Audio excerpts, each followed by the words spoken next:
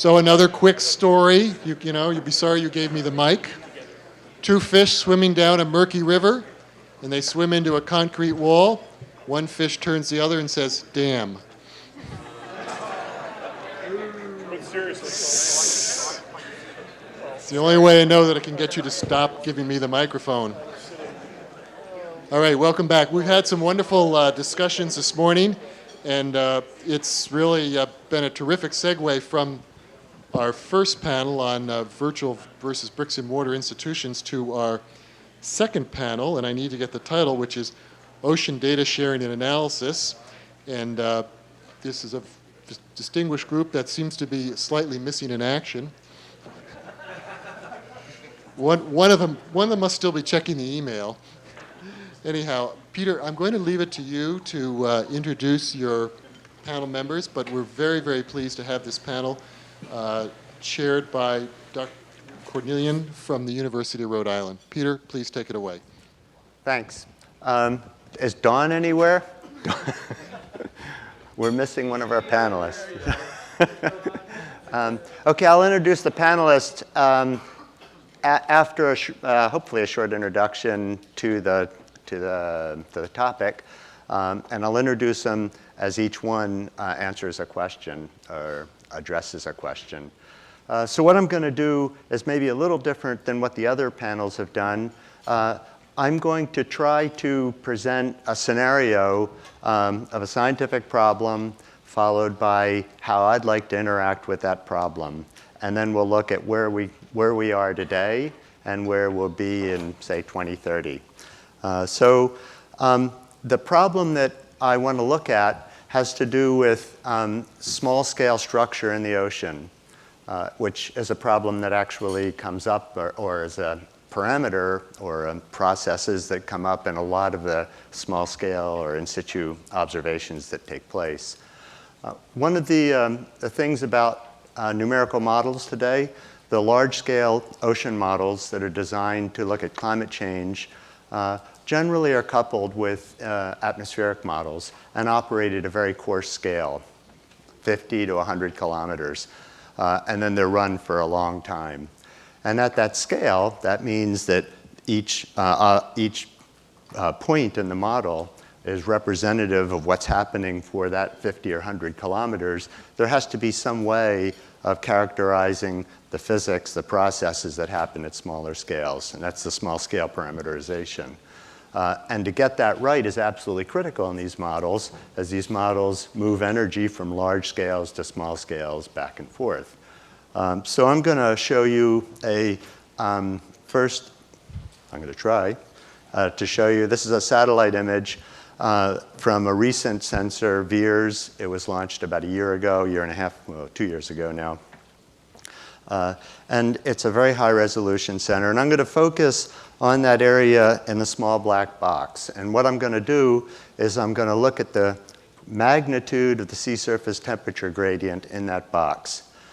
And by the magnitude of the sea surface temperature gradient, I mean the temperature at one point minus the temperature at all the points, at any of the points around it, the largest one of those, and that's what I'm going to show. And I'm going to actually show the logarithm of that, because I don't want the plot to be overwhelmed, or the figure to be overwhelmed by the very large gradient associated with the Gulf Stream.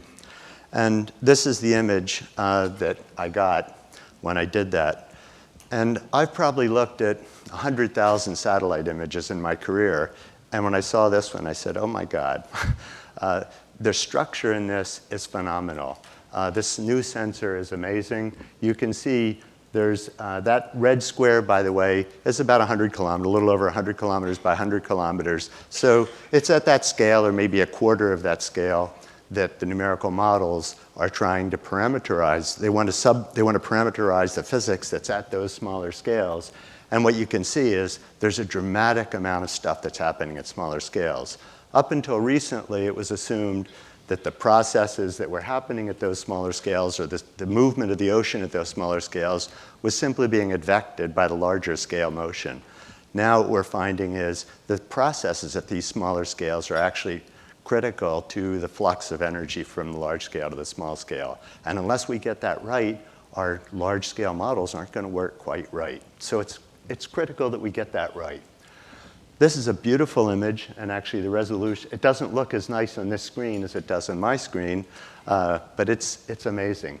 2 days later, I have another image from the same area, and things have changed dramatically. The difficulty is that we really don't know what's going on beneath the surface. This is what's happening up at the very top of the ocean, top 10 micrometers in this case, but it's representative of something a bit deeper than that. So what we need to do is we want to understand the processes at deeper scales. So what I'd like to do is I'd like to get all the data I can at larger scales. So what I'd like you to do is to dream with me, or dream with us, about what a system would look like to do a study like that. So what I'd first do is initiate a dialogue with a colleague who may have data in that area. Charlie, do you have any data from that area? Not that area, I'm sorry. Charlie, do you have any data that might be appropriate for this problem? For example, data in an area where there's a lot of structure from one of your gliders. Of course I do. Oh, that wasn't a plant. Wait. All I need is some funds to go get it. So I'd like you to share the data with me. So I'm assuming that you're going to share the data with me. And what the dialogue, then I'd have a dialogue with Charlie that would proceed in the context, this is my vision now, the future, in the context of a fully 4D field, showing the data, and with the satellite data maybe at the top, Charlie's profile going through it. There might be some numerical model data. And I might want to move through this data, this virtual data sphere, if you like. I might want to grab data objects and ask questions about them. I might want to expand an area, and as I expand it, I would see finer and finer resolution. At any point in the process, the structure that I would see, what I would see in front of me would be about the right amount of data to not totally overwhelm me. So the data would aggregate and disaggregate with scales as I expand or contract. I'd be able to point to a time bar, expand the scale, move along, stop at a time. And I might see a problem with the data. Hey, Charlie, at this one point here, it looks like the density changes a little abruptly. Do you have any idea what the problem might be? You may have a raw version of it. We may not have made a salinity correction properly here. So let's see if I can check that. Great, thanks. So anyway, is that what you he's wanted checking me to it. say? Did you find out what was wrong? Yeah, the satellite was wrong. Okay, so I can experiment with subsets of the data. I can pull subsets of the data in. I can throw out certain data that might not be appropriate. I can move seamlessly from data discovery to analysis, back to discovery. At any time, I could plot up the data, and I could say, I want all the citations. I want citations for all the data objects that are in this plot. And my colleague, Charlie, would say, wow, he noticed something interesting there. I'd better note that. I hadn't seen that before. And it would go back into his repository. Well, the system is learning. The system is learning about the dialogue because this is all happening in the context of the system. So this would be a nice view. Well, this would be a cool view. It would be really neat to be able to do this. It doesn't scale very well. I know Charlie. Actually, I know Charlie. You guys never started the timer. So we're, oh yeah.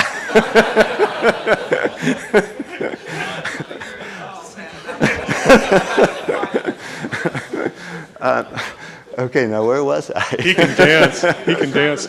Man can dance.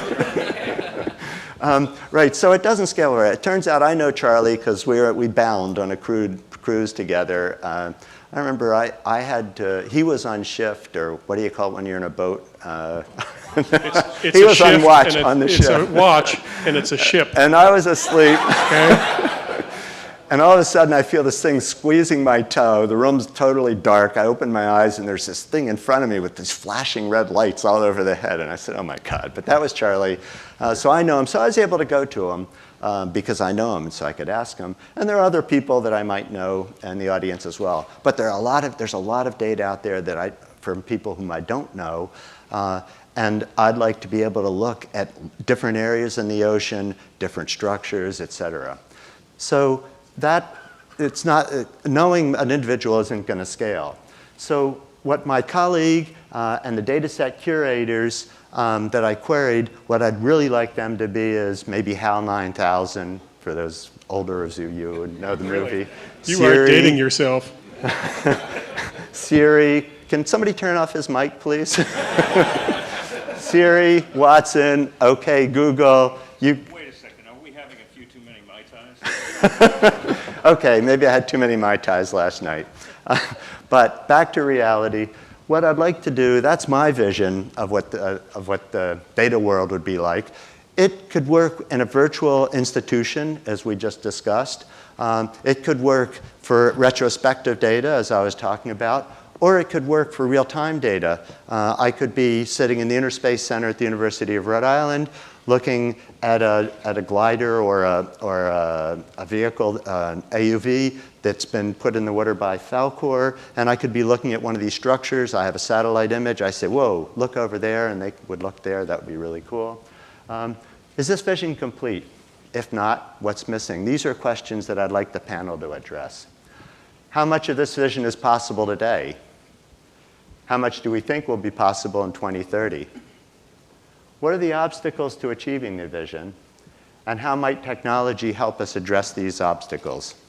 So that's what I'd like the panel to take the next 32 minutes to talk about, and then we'll go to questions. So panelists, any one of you, and we have not, this is not scripted at this point. Each one of the panelists can choose any question they want to address and address it. So anybody have any questions? Or would like to address any of these questions? Sorry? Well, I was going to do that when you ask the question. Okay. So does anybody would anybody like to address any of these questions? Dawn? Sure, I'd like to start. Okay, hang on a second. This is Dawn Wright. She's the chief scientist at ESRI, which is a GIS company, which if you know GIS, you've probably heard of ESRI. Go ahead, Dawn. Okay, thank you, Peter. I'm also an affiliated faculty at Oregon State University, and I'd like to address the first question on is the vision complete, and if not, what is missing? And I'm really going to touch on more of a sociological, cultural issue, following on from the prior panel. Rather than get into the technical details, I'll let my esteemed colleagues handle that. But in the scenario that Peter just laid out, it struck me that there's so much that is needed in terms of how do you do all of those things that are required in that dialogue. How are you going to assimilate that data? How are you going to analyze it? How are you going to be able to build a system to do the kind of 4D visualization that's required? How are you going to understand the analysis of the results? And then how are you going to communicate that to your colleagues, especially if your colleagues are interdisciplinary? They may not be satellite oceanographers. They may be policymakers. They may be people who are interested in marine spatial planning. What does it take? What kinds of students should we be producing in order to participate in this kind of scenario? And it struck me, we've had so many good prior panel comments that we can build on in this panel. I was struck by Paul Falkowski's comment in the very first panel yesterday where he talked about we kind of do data instrumentation on the side. And we kind of pick, our students, our postdocs, pick this up from experience, and they do very well at it. But they're not formally trained in that kind of engineering, computer science. And it struck me that it's the same way with data. Our students, our postdocs, us, we sort of do data management, data assimilation, data visualization on the side. And Marcia has already pointed out that data interoperability is one of her goals. I think it was goal number 3, but she mentioned that was the most important, and we very much appreciate that, Marcia. So if that is such an important goal, should we not be training our students in data issues, data management? That is missing in our curricula, and it's something that is completely doable. It's completely within our realm. The vision is not quite complete, though. It's missing and I think easily remedied. And I think one of the things that we might consider is cultural change at our institutions. We train our students in biological, chemical, physical, geological, oceanography. We put them through those 4 core courses. Some of our oceanographic institutions do include ocean engineering, and it seems to me that this would be a good slot for ocean data management. The word informatics was used by Susan in the prior panel. That's a new field. Informatics is actually moving into the realm where scholars are being produced who are called data scientists. So I'd like to introduce that term as well. I think it was mentioned by Ajit briefly yesterday. We do have ocean data scientists who are in our ranks. Some of them go to sea. Most of them go to sea, Peter, but some of them don't. A very important cadre of our ocean data scientists do not go to sea. And as was mentioned at the end by the gentleman who was sitting next to Michael Jones also yesterday, that there's so many of these young scholars who are very, very eager to engage in ocean data to look at all of these different informatics issues. And so I would like to posit that we need to be training our students to be aware of these issues, to be rigorously competent in these issues. They should be ocean data scientists. And also the idea of a data scientist is not someone who is just an IT person. So I'd like to posit also that the IT people, it's not an us versus them kind of dynamic. And that the wonderful thing about data science is that these are domain scientists who are competent in these data issues. So these are people who have gone to sea, people who are skilled, have expertise in the physical, biological, physical, chemical, biological, geological, geophysical sciences of the oceans, and they're also working with the data as well. We have some wonderful examples of data scientists among us, and I think of people like Dave Caress, who's a geophysical oceanographer, but wrote MB System, which has been so very important for our community. Paul Wessel with generic mapping tools. So maybe I'll stop there because I have taken up, I think, almost 6 minutes. So. Yeah, that was an interesting take on it. Thank you very much. Would anybody else like to take a crack at it? Sure, I'll take a crack at it. Okay, this is James Gallagher. James Gallagher is Vice President for OPeNDAP and the Chief Technical something or other for it. Yeah. Right, the something or other. Yeah. So I'm an engineer. That's my training, and OPeNDAP is a 4-person nonprofit corporation. So I also empty the trash can.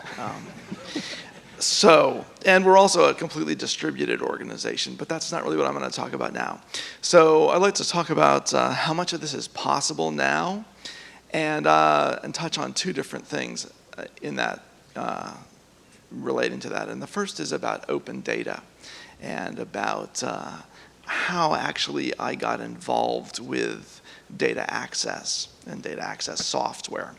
And so originally I was a graduate student and I asked Peter for some data, and he got sort of angry with me because it was a burden on him to give data out to people all the time. And what would happen is a student who is working in computer science would get data from him and then come back a week later asking how to read the data, and come back a couple of weeks later asking what it meant, and so on. And I'd sort of forgotten about this because it was a long time ago. And this morning I had a conversation with a gentleman from Texas A&M, who's right there, and he said exactly that. And so all the things that I planned on saying, I realized maybe were less important than this. That when we talk about open data, and the gentleman providing the glider information to Peter, that we need to, in order to make it so that people will freely give their data, to make it be open data, we need to make that a path of very little resistance. That is absolutely crucial. Another hard lesson I learned also from Peter is that when you build a data system, the system doesn't work if there's no data in it. Okay? So if we want to have open data, we're going to have to get data in it, and if people like y'all are going to be providing that data, it has to be easy for you. You don't have the budget to hire your own team of programmers to massage data and build servers and all this stuff. So that I think is absolutely critical in open data. Now, I've heard a lot of conversations at this meeting so far about other characteristics of open data that are also important, and I suspect we'll get a bunch of questions about those. So I'm just going to leave that for you all to ask us. That way I don't have to talk for so long. I did also want to touch on Peter's notion. One of the statements he made, he was going to move seamlessly from discovery to access back and forth as he changed resolution. And one of the issues that we have come up against many, many times in building data access systems is a wall. I was going to say dichotomy, but it's really a wall between searching for information and actually using the information that you've searched for. And I'm going to put forth that in a lot of ways, that wall is make-believe. That's sort of the emperor's new clothes. That, in fact, what you can do is that you can take a lot of that information that you, quote, need for searching, and you can move it into the part of the information store that actually holds the data. And then the process of accessing the data can actually be the same as the process for searching, as the process that is used to search for the data. And I'll give you a concrete example, and I hope it's not too weird. So satellite data, lots and lots of satellite passes, and let's say that those satellite passes have been processed to a relatively high level, like what NASA would call level 2 or level 3 data. So each pixel in one of the images in the data set corresponds to the same latitude and longitude as you move from one image to the other. So you can take a series of two-dimensional image shots and put them together into a three-dimensional cube. Now, just keep that in your mind for a moment, so push that on the stack. Okay, going back, how do we typically think about looking for a particular image or group of images in a satellite data set? Well, first of all, you go to a directory that lists that's a catalog that lists lots of different satellite data sets. And when you find one that you're interested in, you go to an inventory, and that correlates dates and locations, but let's just say dates with specific satellite images. And you say, well, I want everything for the first 7 days in January 2012. So now you go and you get the 7 images. Well, if you do what I just said, if you take all of those images and you aggregate them into a higher dimension object, then you can subset that dimension not only in latitude and longitude, but also in time, and extract out a cube of data. And what you've done is you've taken the process of searching the inventory and you've turned it into the data access operation. And that is a way that you can take that basic concept, which I'm talking about, and it's fairly coarse because it doesn't work with a lot of data, but you can take that notion of aggregating data along the axes of the domain or the independent variables, and you can say, okay, we can extend that out, and we can make for seamless search to access. So I'm going to stop there because I talk way too long. Okay, thanks a lot, James. Actually, James talked about satellite data, and I talked about satellite data. I understand that the focus here is primarily on in situ data. It is important to keep in mind that NASA has not been mentioned as a funding agency at all, and yet they're probably one of the biggest funding agencies for oceanography. It's just we don't think about it that way, but when it costs $1 billion to send up a satellite and it's only for oceanography, that's funding for oceanography. So we might want to keep that in mind. But anyway, that's an aside that had nothing to do with data access or whatever. Does anybody else want to take a crack at one of the questions? Sure. Whoa. So, Matt, you want to Sure. take? Okay, hang on a second. Let's actually take the. Wait a second. This is Matthew Arrott, and he's responsible for the vision behind the OOI cyber infrastructure and for implementing it. Is that correct? Well, I'm going to correct you on that, not the vision. There are many people in this room. Larry Mayer actually headed up the cyber infrastructure committee that did the design and vision part of it. I, John, and a few others in the room were responsible for the architecture to try and meet that vision. What I actually like about the first two questions is there's a semantic problem with the first two questions. You used the word vision, and you didn't use the word capabilities, and you didn't use the word implemented. And what I would say is, at the time that we did the OOI in 2004 and 2005, it was an IT almost exclusive team. There were a few scientists on board, John Arrott, Larry Mayer, but both of them also represented significant experience in the engineering and software realm. The vision that was spoken about in that room, it had a very hard time being presented at the Salt Lake City conference. It was very hard for people to hear. But today, yesterday, from Marcia, from Susan, and a number of others, we've heard the vision now spoken as though it is a given. The virtual organization, the cloud, these are words we use without even thinking about what they mean anymore, whereas when we spoke about them in 2005, they were not words that were even there in our lexicon. So, participating at that time, I believe the cyber infrastructure team on the OOI had this vision. They got that vision from the virtual observatory, from the atmosphere, from the astrophysics. So I believe the vision is fine and it's stable and it's growing. It's permeating across all of you. You actually know the vision. The next is, in this ensuing 7 years, industry has outstripped our ability to actually even keep up with the implementation. The cloud has flourished. High bandwidth access has flourished across the country. The notion of social networking, working in virtual organizations, working in virtual groups, has flourished. The real issue behind it is one of implementation to a target, and the second is the target is very hard to see, because ultimately what we're dealing is with a socio-technical problem. And you could hear it today in that when we talked about the virtual organization, I kept wanting to say, is that one or is that many?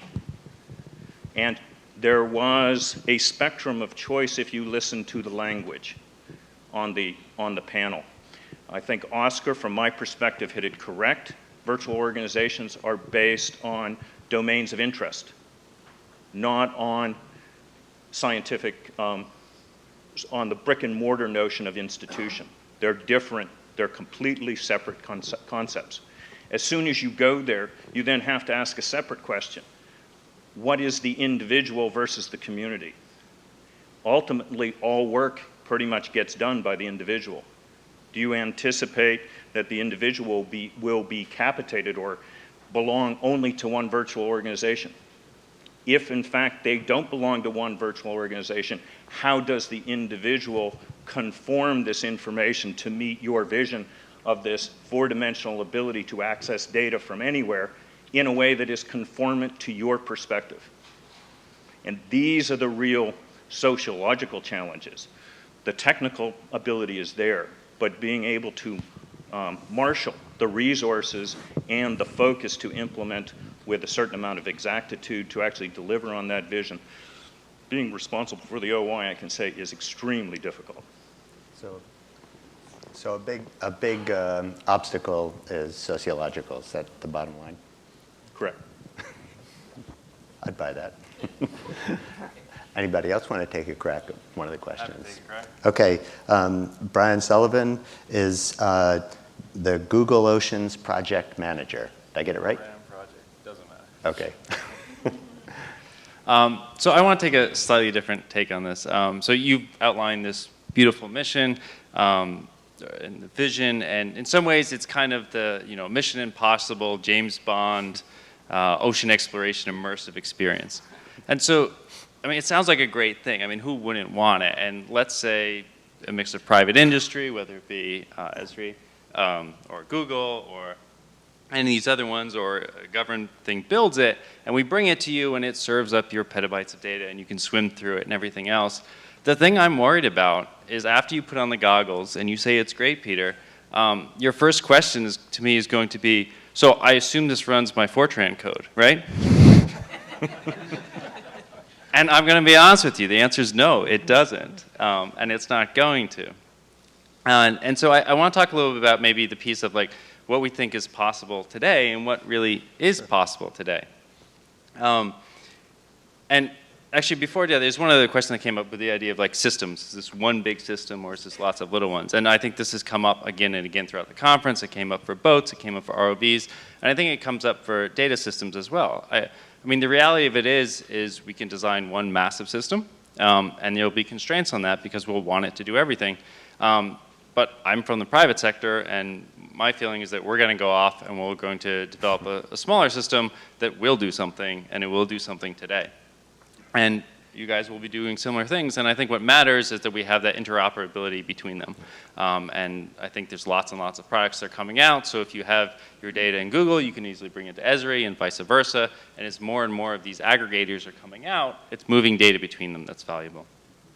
And so one of the things that a lot of people have approached me to, they said, I would love it if Google Oceans had habitat mapping for the Northeast coast, and I have that data.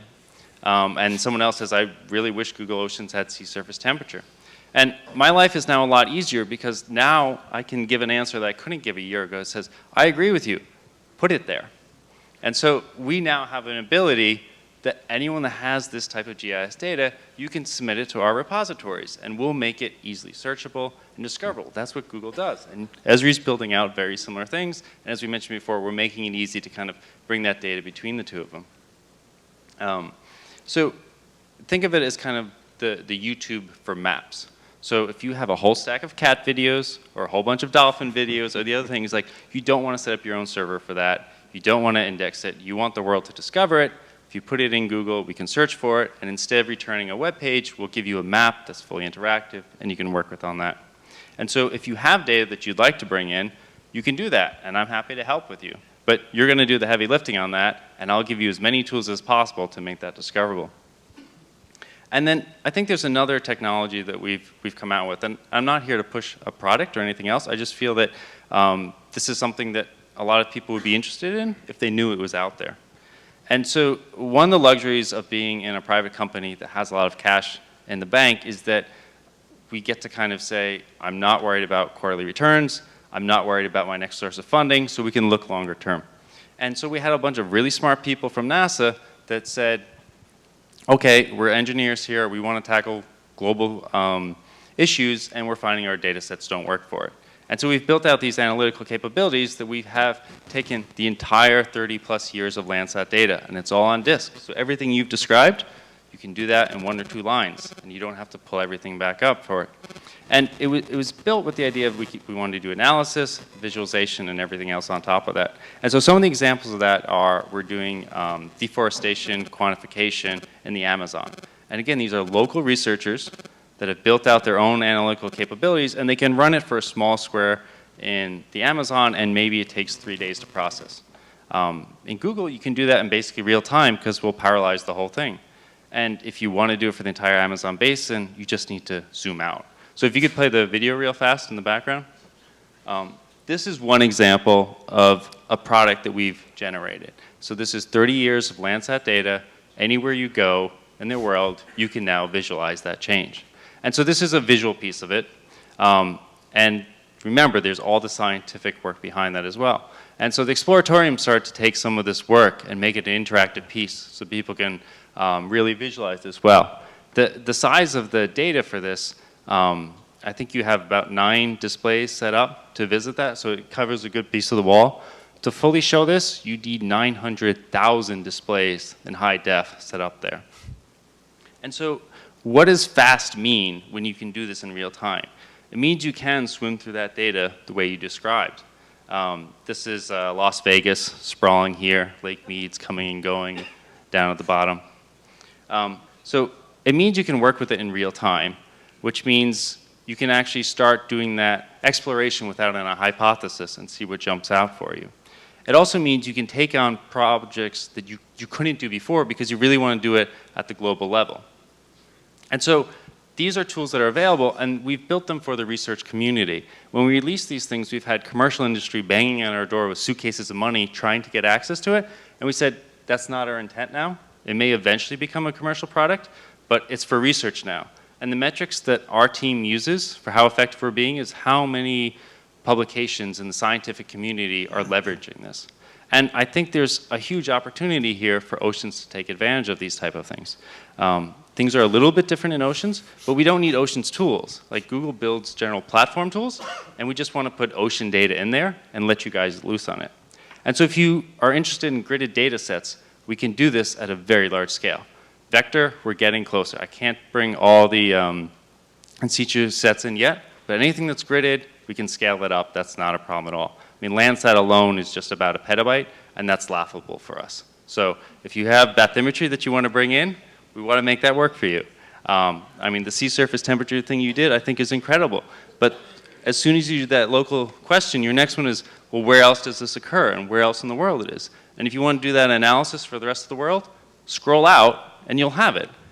And then that allows everyone else to kind of share that the same way. And so if you're interested in this, please come talk to me. And some people say, well, how come Google Oceans is only 3 people? And I think the way we grow that is I get to go to Google and I say, here's what the oceans community is doing with Google tools. And when we show examples of that, then I'm able to get more resources, and there's a lot more we can do then. So I hope I can talk to some of you about this. Well, I will talk to you about And we will not run your Fortran. I'm telling you that right now. it's about the data set I showed is about 1 petapixels a year, I think, and there are already 2 years of those data, and there will be 2 satellites in the not too distant future. So just to comment on that, I think we can ingest that, but what I want to make sure is that there's a community that's going to use that. I'll use it. Okay. Go get about 15 of your friends, or maybe even 5 of them, and show us how you're going to use it, and then we'll work with you on that. Okay, actually, Just a real quick, because I'd like to get to John. This is a very good example of the vector of integration from the underlying data all the way through the tools needed to manage the data, through the analytic processes that are applicable to that structure of data out to the ability to deliver it to the end users and their own applications. If you could just put up the other slide. There are domains. Oh, that's me. And this is one of the fundamental, this is one of the fundamental issues that we are all going to face, and it is just as concerning as the semantic issue, is that the underlying structures of data come in very different forms. And this tool depends upon the fact that it is gridded. We have within oceanography a whole taxonomy of data structures. Each of them have their own set of operators. Even though those operators can be semantically called the same, they operate very differently because of simplifying assumptions over these structures. And so our challenge is to be able to grow this vector and to be able to use this vector, but also to break down the territorial boundaries between the different data structures. Okay. Actually, in your video, if somebody wanted to know about a particular scene, a particular frame in a scene, is that all extractable? Is that available? I mean, if you're interested in like the Landsat tag for that or anything else, I mean, not in the video you saw, but in the backend tool, yes, by all means. Right. And it's really meant so that anyone else can reproduce that in any other area, or kind of use that because it's a common data set shared across it. So I think this is a perfect segue to John Graybeal. And John is the data manager for metadata and semantics at Marinexplore. And the reason I think the segue to him is good is in the vision that I presented, it was not only access to data, but access to knowledge about those data. And that is a critical part. I was able to ask Charlie because he's my buddy and he squeezed my toe a long time ago. And, well, maybe I shouldn't. Thanks. Maybe we should move on. So John is a metadata guy. So give us some of your metadata take on this, and I'll go back to the questions, I think. Sure, yes. If we can go back to the questions slide, I have a somewhat radical approach, which is to actually try to answer the questions. And so in my experience working on metadata and oceanography for the last 10 years, and then more recently getting the opportunity with Marinexplore to actually attempt to put into play many of the principles and ideals that I talked about with great fun for the years before. I think it's clear to all of us in the room, but especially the 60 or so of us who are really immersed in the data management, that the vision we put up is nowhere near complete in the sense of the details, that there are dozens, hundreds of specific capabilities. Probably 5 of them came up in the previous panel: citations, publication credit, DOIs, persistent identifiers. There's a whole range of details like that. And it maybe is a little bit radical to say that an awful lot of this vision is possible today in actual operating systems. Some of the ones that were just mentioned being examples, Marinexplore being one that's coming. There are others I'd like to mention. R2R and BCODEMO are 2 examples that have applied a lot of these principles. MyOcean from the European community applies a lot of these principles. And Virtual Oceans is another. There's just a raft of capabilities that you start to see emerging. And they're going to continue to emerge and strengthen over coming years. I had the argument with Peter that we should not be talking about 2030 because I think 5 years from now, you're going to see a lot more capability. And by the sesquicentennial that Marsha brought up in the keynote, there's no doubt that a lot of this will be possible. It's not going to be possible pervasively in every system. They're not all going to be beautifully interoperable. There'll be all different levels. To get a feel of what it might be like in oceanography 10 years from now, type in weather in your zip code now and see what all the different services look like you can get for weather. Some of them really aren't so hot. And so you'll see different levels of capabilities and different services. The types of obstacles that exist right now in producing these services are not technical obstacles for the most part. They are, to some extent, cultural obstacles. I fully endorse Oscar's comments in the previous panel in this regard. There are issues of the reward system that he talked about a lot, and so I won't amplify. And I think the trickiest issue that we're starting to wrestle with fairly aggressively in Marinexplore is the issue of scaling of metadata access. It turns out metadata is complicated, it's messy, it's often not readily available.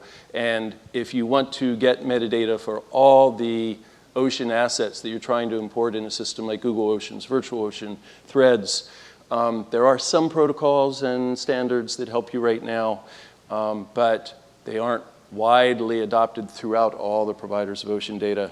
And so we have the combination of cultural and reward system changes that I think are inevitably going to start to overcome that as we go forward.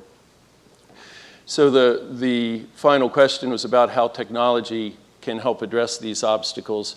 And the answer is, of course, that a lot of it already is addressing these obstacles, both in the commercial applications and the available of open source systems, but also in the social changes that are coming from the Facebooks, LinkedIn's, Twitter, the whole social media universe is creating a change in how we feel about sharing about ourselves and about our data and about the importance of having access to other people's data and how easy it should be to find out something. And the latest release from Google Butterfly, I think is the code, or one of the names applied to it, is the newest search engine technology and question answering technology is the beginning of what Peter started us off with in the Mai Tai section of the talk, where are we going to get the Mai Tais in the actual, never mind, talk to you there. It is the beginning of actually being able to ask questions of your assistant or your computer or these systems that are out there and starting to get the answers back that are useful, that go all the way back to the original metadata that somebody supplied 8 years ago or 9 years ago, which would be like tomorrow, because they realize, hey, this is going to be important. And if I want to get my micropayment 10 years from now because somebody looked up my data set, I better say who it was that actually curated this data because they're going to care about that, possibly. Thanks, John. I agree that most most components of the system are doable. I think it goes back to Matthew's comment that it's putting them together that's the issue. And they're so sociological. The main barriers are sociological, I think. But okay, so we've run out of panel time. So now it's question time. So am I the chooser? Okay. Okay, got it. Go ahead, you're on. Beth Orcutt from the Bigelow Lab. A lot of the conversation we've been having is about sharing data with one another as scientists or engineers. I think something that we need to be thinking about also when designing or figuring out how we're going to do this is also how do we engage citizen scientists who may be going out with their ROVs and collecting video or flying their drones over places and taking photos, and they want to interact with these Google Ocean resources or whatever else. And so I think we also need to be thinking not only about reward structures for ourselves as scientists and who's publishing my data, but also how do we engage other people that want to be involved in this, want to know what's going on with our ocean, want to contribute to what we know about our ocean. So I'd like to hear you talk about that. I'll just be brief. Since I'm not a scientist, so I don't actually work in oceanography, but I do know something about some terrestrial ecology projects which are distributed and which involve a wide degree of participation. And one characteristic of the successful projects is that they specifically design their methodology so that it is easy for people to contribute to and participate in at a variety of levels. And one of the gentlemen, Georg Grabner from the Gloria project, said he designed his experimental procedure specifically so that it would be simple but scientifically valid. And I think that's very important. And actually, I think that has a lot to do with interoperability and making systems interoperable. But I'll stop there. I think it's a great question, and one of the things that struck me with Brian's comments is that we are, from the industry standpoint, we have become very, very open in terms of directly engaging with citizen science groups, with community organizations, with K through 12. I mean, Google has done a wonderful job with this. At ESRI, we do the same thing. We're giving away software. We have an education team at ESRI that actually will work with citizen science groups and help them even develop curricula, develop modules, make stories with maps and so forth.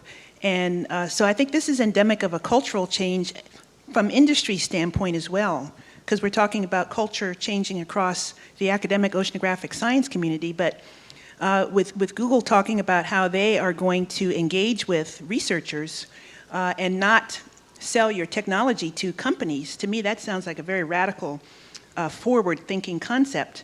And at ESRI, we are trying to do the same thing where we are actually bringing scientists in for sabbaticals with us to develop technologies using our approaches, but also helping us to improve our approaches. We have just had a professor at Penn State who works on citizen science projects with us for about 6 months. And so this is all very important. We are breaking down not just the ivory tower, but the silicon tower as well. And there's a lot of good, friendly cooperation among industry. ESRI is a vector company, so we are working on all of the other data structures in Matthew's taxonomy for ocean science. We just had a summit about that in November, where we actually have software solutions now to work with finite element output, unstructured grids, point clouds, and so forth. But the idea is to trickle that down all the way to the general public level as well. So I think it's all good. I just want to say that I was involved in citizen science early in my career when I was using satellite data, and one of the local fishermen from Cape Cod came up, and he said he would put a thermometer on the end of his fishing line and throw it out into the surf and give me the temperature if I'd give him the satellite images. So Wow, what an opportunity. it was very exciting. Go ahead, John. Just wanted to add something that I haven't heard discussed so much previously, but was very exciting in the Marinexplore context, was the addition of challenges to the opportunity for the educational system, where they can participate in the analog to the right whale challenge that we did with Kaggle, where outsourcing this challenge to many hundreds of competitors, as it were, each working and collaborating or not on their own approaches, really advance the state of the practice. And I think that's another opportunity in the educational sector. Okay, does anybody have a mic? Go ahead, you're on. Okay, first of all, I'd like to start off by saying that I fully support the idea of data sharing and release and data visualization. You should probably identify yourself. I'm Chris Sabine from PMEL. As Dave McKinney said earlier, we've been had a policy in our lab of releasing data since the early 80s. We've developed tools like Ferret and Live Access Server for visualizing and exploring data. So what I'd like to do is present some obstacles from your questions, and I have 3 quick case studies that perhaps the panel can think about and talk about how we might address them. These are all real things. So in the first case, I've got a graduate student that comes to me, wants to look at short-term variability in carbon cycle.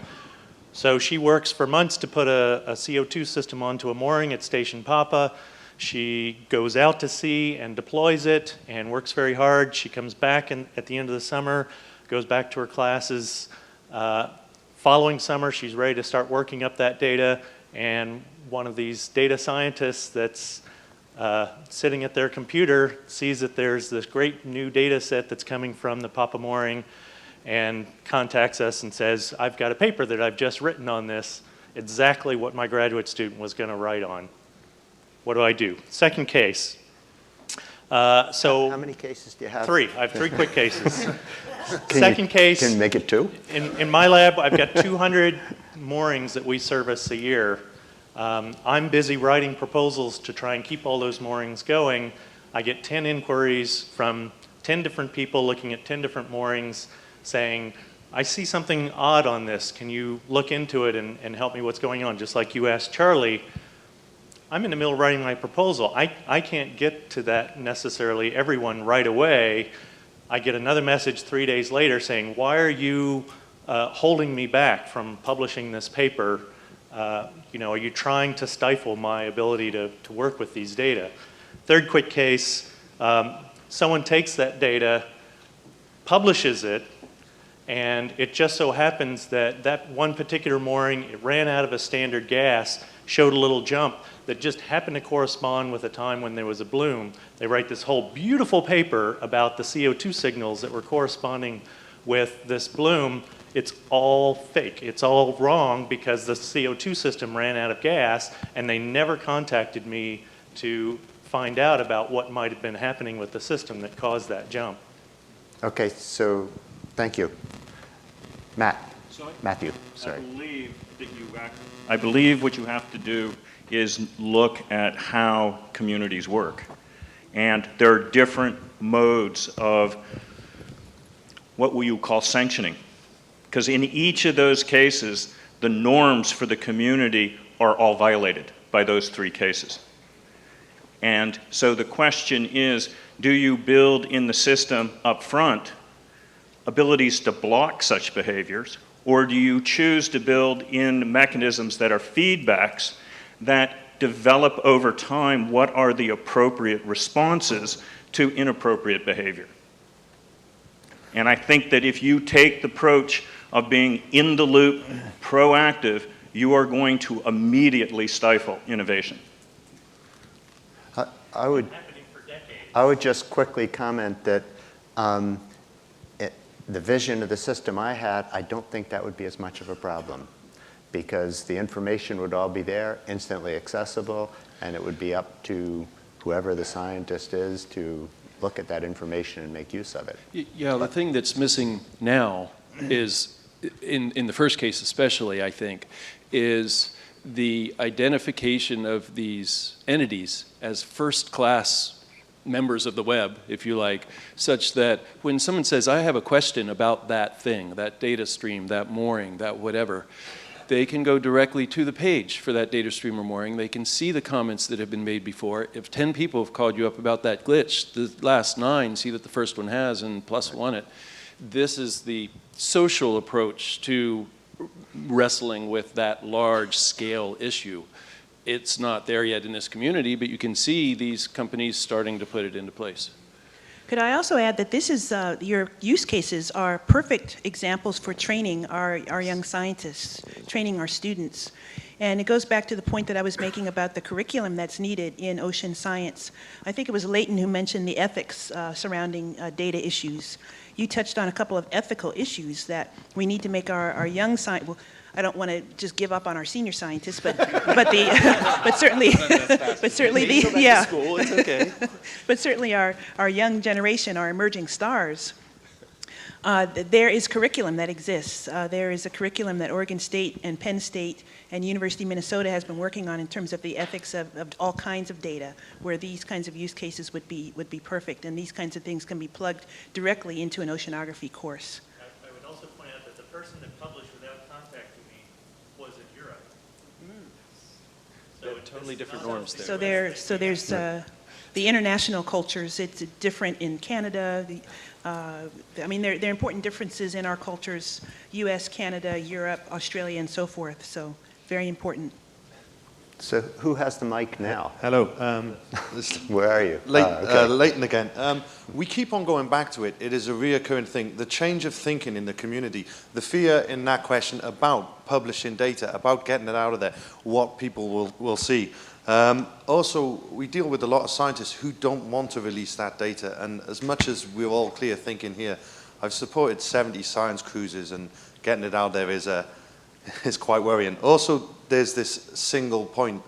If we said about putting it all on a online resource, I know a lot of PIs who I've dealt with, some of you are here, who would be worried about the long-term availability of that data and what will happen to these organizations. For example, if we stopped using a certain map one and had to go over to, say, Apple's flat and bending maps of the world on our phone, how we deal with that. So the long life of this data, and also how do we change the culture? How do we, because there's a lot of people who simply won't share, and the data they have hidden away in their cupboards and in their safes is a lot of, will help us. I just want to make one quick comment, and then I'll let the panel go after. James started off his comment by saying that one of the reasons people don't share is that it's work to share. It's not that they want to essentially keep their data from other people. And I think that there's a myth in the community that most of us don't want to share our data because we want to keep it for ourselves. And I don't think that's true. But you actually finished that because I believe the other day you provided a much better picture of a notion of reputation associated with the data, and that there is a quality control issue, right, that when the data goes out, that data is associated with you. And so therefore there is a desire for it to be perfect. And we heard this about the instrumentation. The developer of the instrumentation does not want to release it for other use, not because they are trying to actually gain profit. They're as much concerned about its use and the reputation that accrues back to them that they can't control. right. Brian. So I think there's a couple examples there. So the first one is, how do you get people to share data, especially in these aggregate methods? And so one of the things that we're doing when we ingest bathymetry data now is we're correcting all the datums across the board. And so if people can analyze, if we have global grids that have one of the richest sources of bathymetry, and you want to compare your data to everyone else, well, as soon as you give it to us, your data is actually more valuable to you because we've corrected it against everything else. And the case where maybe there's some new buoy data out there, it's not so much that you care exactly what the reading on that particular buoy is. You want to compare that area to everything else. And the way you compare your data to the rest of the world, when the rest of the world's data is really big, is you put it in the cloud where other people have access to it as well. So now you contributing your data gives you value as well as giving everyone else value. So that's kind of one way of feeding that system. Okay. But we're correcting some, like the NOAA data, but not all of it, because our partners are correcting. Sure. I mean, it's a general principle of that. Okay. Who else has a mic? Okay, so Jules Jaffe. Yeah. I'm going to make a moderately orthogonal statement, which you can choose to ignore. Next question. Yeah, right. So 40 years ago, when I got my degree in information science, it wasn't even computer science, and we played with a program called ELIZA with Joseph Weizenbaum at figured out. We had all this interactive, and there was a big debate about how smart computers might be. And so here we are in 2013, and I think they're pretty stupid still. And so I think we need to raise the bar. And so my comment is, when are we going to start getting semantics into this process? And so, I had this vision at one time that I would sit down at my computer, say, "Good morning, Dr. Jaffe, how are you today? What do you want to talk about? What would you like to study?" "Well, maybe I'm you and I'm interested in mesoscale eddies in the South Pacific." And I could say to the computer, "Hey, do me a favor and go out there, and who did that, 20 years ago? Who's doing that now? And are there any new data sets around that would allow me to learn more about what that's going on?" So my comment is that, we're still in the Stone Age here. We're talking about picking out points in 3 dimensions and space. And when are we going to transition into actually getting meaning so that, we can tell how to open the pod door? So the vision that I laid out actually started off almost exactly like that. Okay, sorry if I missed No, that's okay. And that's why I said in the end, we have to go to Siri or whatever. But is anybody else? Not Siri. I think HAL that 9000, sorry. John and others, but John in particular, John, is the go real ahead. authority on this. But I saw a very good illustration of the complexity of the problem of semantics the other day. And I watched John struggle with the semantic effort for over a decade now. The issue that I saw expressed in just one graph was, if you can get to a place where my vocabulary for dog maps your vocabulary for dog, is where we're working. The real issue is, what are my associations to dog with your associations for dog? Because I may think of fur and bones, you may think of friend, companion to my father. And so there are very, very hard mapping problem. The virtual organizations, if you think of them correctly as spaces of conformance, or what I call ontological commitments, you are choosing to go into a space where a community has worked out a canonical model, and you map into that. And we just heard this here with the Google Oceans. They're correcting the datum.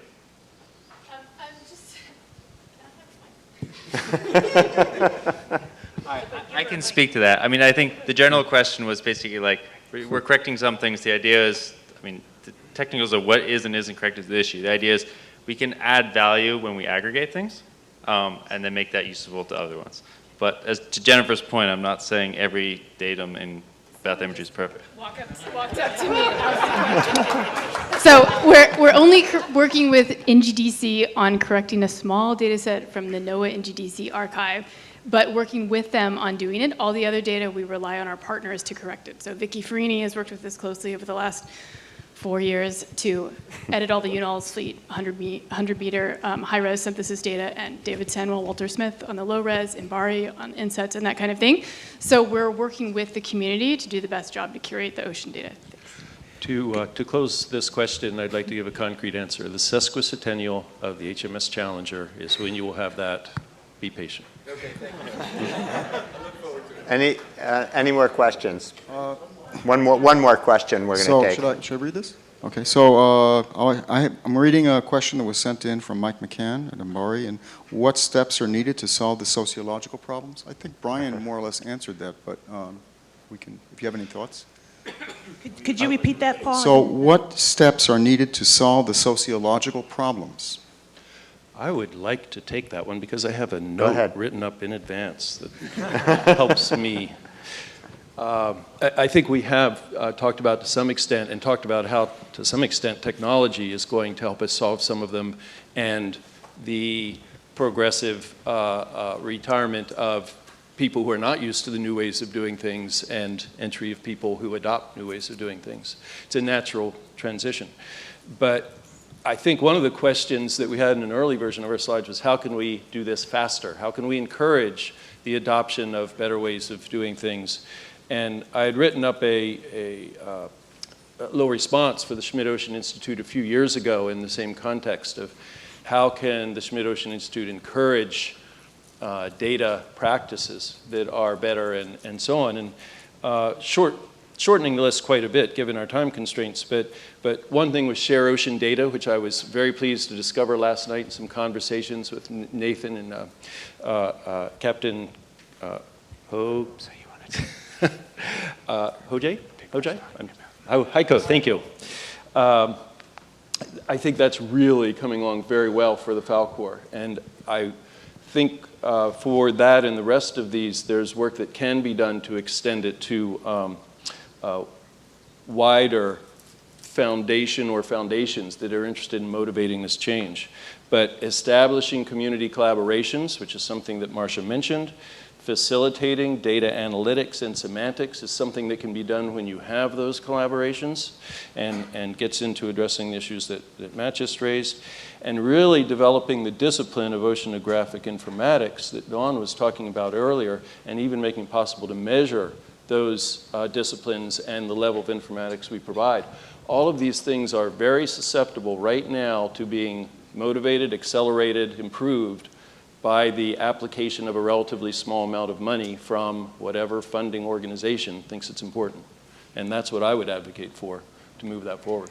So I have my own question now, which is, I don't expect an answer, but I just want to think about it for a second. So data will be available, I'm assuming. And we have many, many places where we see this rich data sets like the Protein Data Bank at Rutgers, where I am. Huge amounts of data come in every day on protein structures and the coordinates of X-rays and so on. Gene bank. We have many, many examples of this. What we don't have is a very good curation of models. So there are model codes that are used all the time to generate papers in the peer-reviewed literature. And many of these codes are privately held and are not released. And so what we essentially have is a journal of irreproducible results. And I'm talking at the highest tier. And unless we break that barrier, I don't think that we're going to have a lot of faith in many of the models, climate change being one, for example. But we could go through many, many other models that are used in our fields about predictions of biogeochemical outcomes, about predictions of ecological change. And unless we have some archive of models and open sourceware that is mandated when you publish a paper, I don't think that we're going to be progressive in this field. That's just my thought. The thing that I think is interesting about this comment, as well as a number of the other panels before, is that when we've thought about data systems in the past, we've thought about data systems that just manages the data and that's it. And what we're really talking about here is that the data system has to be something that involves the community, the virtual organizations. It has to be better tied to the processing steps in the data. It's a much bigger thing than just holding the data and making the data nicely accessible. Okay, just one last comment. The real challenge that you're talking about is how do we archive dynamically changing things? Because models themselves are not static codes. Those models are changed based on different runs. And so therefore, are you really saying that we have to archive the initial conditions for the run, the actual code for the run, and then the resultant data product, the underlying hardware that was specifically used, and the software was tuned to run on that hardware, so therefore will not be reproducible 10 years later, because you would have to put man-years of work to actually move that software onto a platform that's currently available. These are huge challenges with the class of question you're asking, and it all comes back to we are not yet good at understanding how to archive that which is dynamic. Thank you so much. So this has been a fantastic panel, clearly supercharged, wonderful discussion. And Peter, is it true that you're willing to forego lunch to stay here to keep answering questions? Yeah, we're here. We're here. Woo! Well, okay. Yeah, no. Do you want to have a quick show of hands? Who wants to forego lunch to have a panel discussion? We'll find out. Doesn't look like it's going to happen. Sorry, Nat. You're outvoted 125 to 1. So please catch up with the panel members during lunch to continue your dialogue. Let's give them a very warm thank you. Back at 1 o'clock, please, for our plenary presentation.